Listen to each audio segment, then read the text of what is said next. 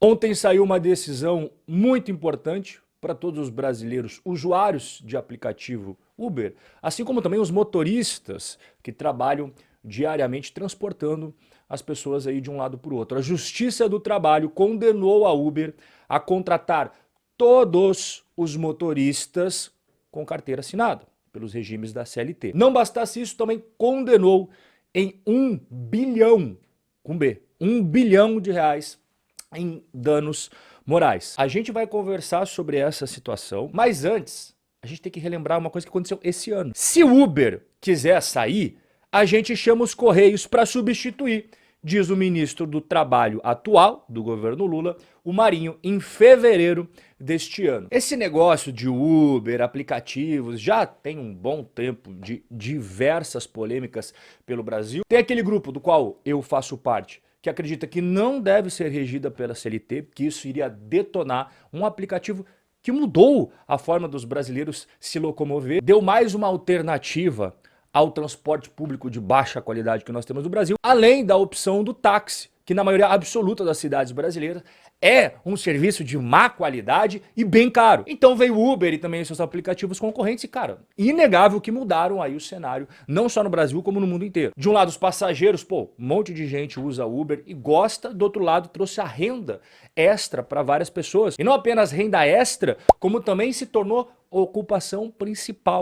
Muitos motoristas hoje de Uber exercem isso como profissão. E do outro lado nós temos o grupo que fala que isso daí é um absurdo e tal, que é o grupo que se enquadra aí o ministro do Trabalho. Posso chamar os Correios, que é uma empresa de logística, e dizer para criar um aplicativo e substituir. Aplicativo se tem aos montes no mercado, é simples, né? Muito tranquilo, no instalo de dedos você cria um aplicativo de sucesso do Uber, vai e vendo. Outra coisa, o Correios não é uma empresa de transporte de passageiros, é transporte de encomendas. E muito criticado, por sinal, você pega umas empresas de logística privada, cara, serviço, rapidez, muito melhor do que os Correios. Mas isso é assunto para outro bate-papo. Mas, ministro, e se o Uber sair? Ah, se o Uber sair, problema da Uber. Não tô preocupado. Mas enfim, esse assunto ficou em banho-maria, ninguém comentou mais sobre essa polêmica, só que ontem a Justiça do Trabalho condenou a Uber, como eu expliquei agora para você, a contratar todos os motoristas com carteira assinada e pagar 1 bilhão de reais em danos morais e coletivos. Antes de eu deixar a minha opinião, eu gostaria de saber a sua opinião sobre isso daí. Deixe aqui nos comentários o que você pensa sobre essa decisão da Justiça do Trabalho de fazer o Uber assinar a carteira de todos os motoristas parceiros do aplicativo. Essa decisão foi dada pela 4ª Vara do Trabalho de São Paulo, atendendo a uma ação do Ministério Público do Trabalho. Caso a Uber não assine a carteira dos motoristas que hoje trabalham para a Uber e também não assine a carteira dos futuros motoristas que resolvam entrar no aplicativo, a Uber vai receber uma multa diária de 10 mil reais para cada motorista que não tenha carteira assinada seguindo ali as regras da CLT. O Uber, é claro, falou que vai recorrer dessa decisão que foi proferida pela Vara do Trabalho de São Paulo e não vai adotar nenhuma das medidas elencadas nessa sentença antes que todos os recursos cabíveis sejam esgotados. Eles fizeram uma nota bem grande e eu separei um trecho muito interessante aqui, que por sinal eu concordo com eles, tá?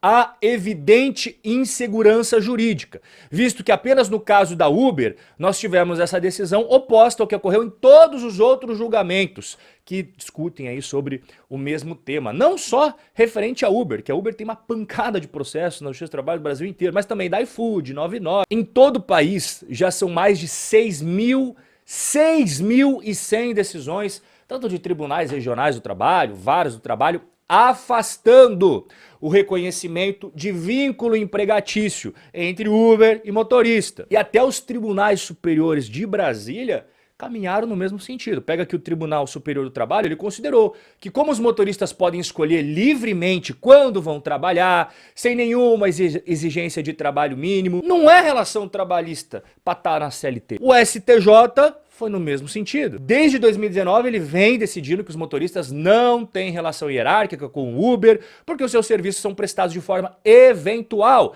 sem horários pré-estabelecidos, não recebem salário fixo, ou seja, não tem a caracterização do vínculo empregatício. E o próprio Supremo Tribunal Federal, o STF, negou a existência de vínculo, inclusive revogando 2 decisões de Minas Gerais, dizendo que elas estavam em desacordo com o próprio entendimento do STF. E qual que é o entendimento do STF? Que é permitido no Brasil outros tipos de contratos distintos, diferentes daquela estrutura tradicional da relação de emprego regida pela CLT. Robin, mas como é que você explica isso? O Tribunal Superior do Trabalho, STJ, STF, todos caminhando na mesma direção, e aí vem uma decisão completamente contrária? Aqui entra o ponto-chave do nosso bate-papo. Essa frase ilustra muito bem o que acontece no Brasil. No Brasil, até o passado é incerto. Isso é insegurança jurídica. Este é um dos pontos que mais faz o risco Brasil ser elevado para as empresas, para os empreendedores, desde o pequeno microempresário até aquelas grandes corporações. Todos eles estão passíveis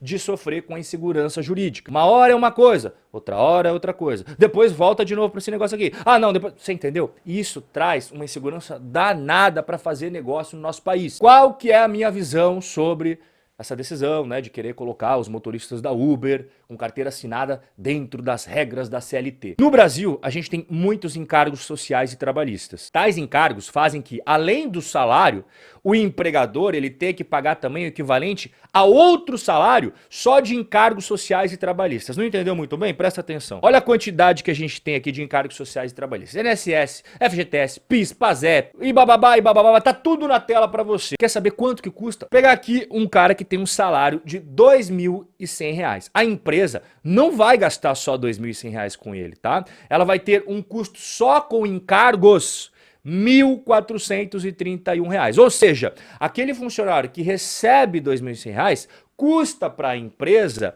o valor total de R$ 3.531. Eu sou da opinião de que seria muito melhor você repassar esse valor direto para o trabalhador, para ele usar da forma que ele bem entender, do que você ir descontando ali INSS, FGTS, INCRA, Senai, SESI, Sebrae, babá. Porque eu entendo que as pessoas acima de 18 anos já são responsáveis para decidir o que é melhor para elas. Eu acho um absurdo você presumir que o governo sabe melhor do que você mesmo o que é melhor para sua vida. Mas essa é a minha visão e eu sei que eu tenho uma opinião minoritária no Brasil. A maioria das pessoas não pensam como eu quando o assunto são encargos sociais e trabalhistas. A legislação trabalhista atual em vigor no Brasil é uma ferramenta que foi criada para supostamente ajudar os trabalhadores que recebem menores salários. Só que na prática o que acaba acontecendo? Ela consegue ajudar alguns trabalhadores ao mesmo tempo que ela penaliza drasticamente milhões de outros. E a prova maior disso que eu estou falando é que o ano passado nós chegamos ao recorde